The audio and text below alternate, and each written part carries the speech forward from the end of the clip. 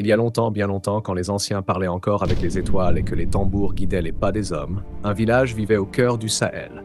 La terre y était rouge et poussiéreuse, le vent y portait l'odeur de la forge et des troupeaux, et au loin, la savane ondulait comme une mer d'or. Dans ce village habitait Amadou, un jeune forgeron.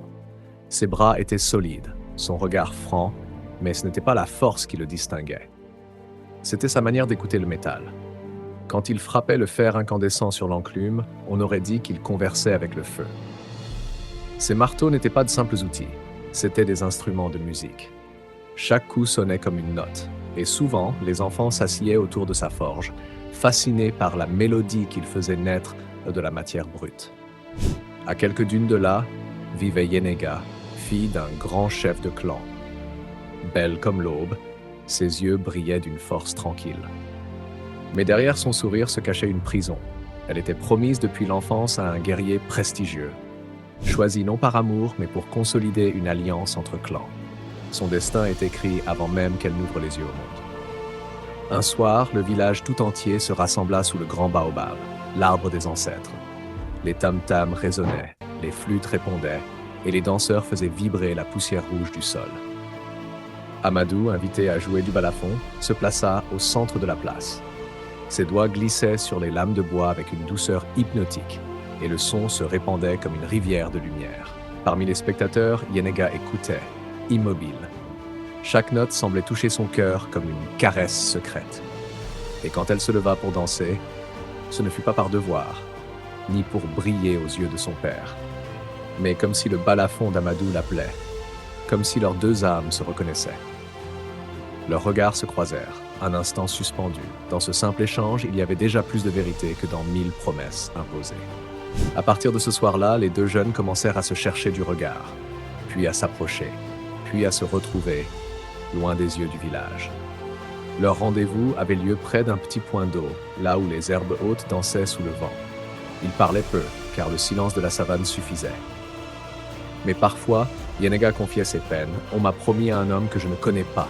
Ma vie est tracée comme un chemin qu'on m'oblige à suivre.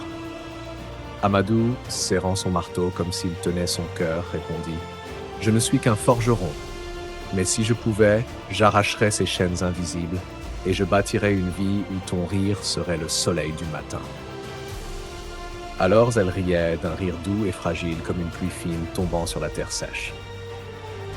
Et ce rire devenait leur refuge. Mais la savane écoute tout. Les vents portent les secrets plus loin qu'on ne le croit. Les anciens commencèrent à murmurer.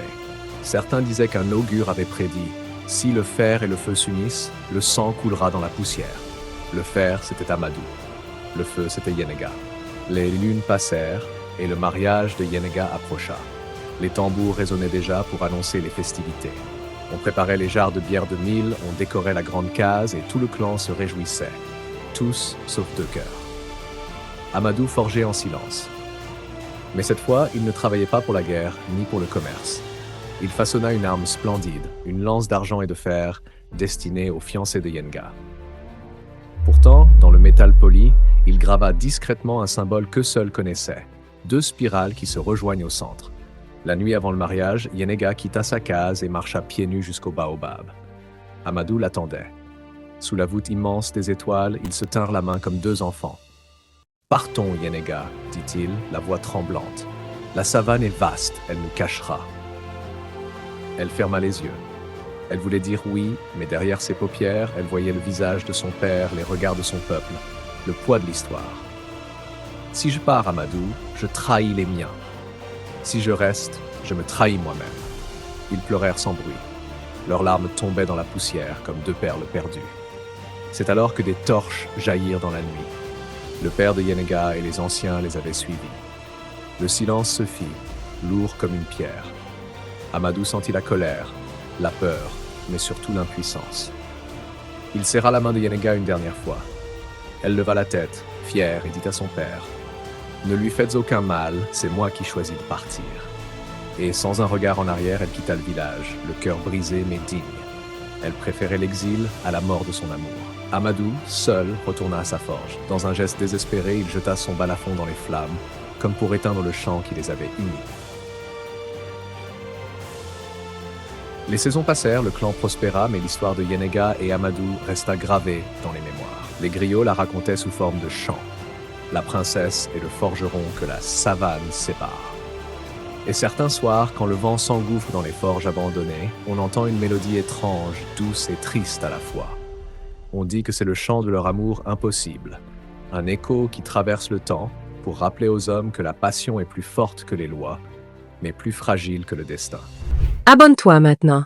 Active la cloche de notification.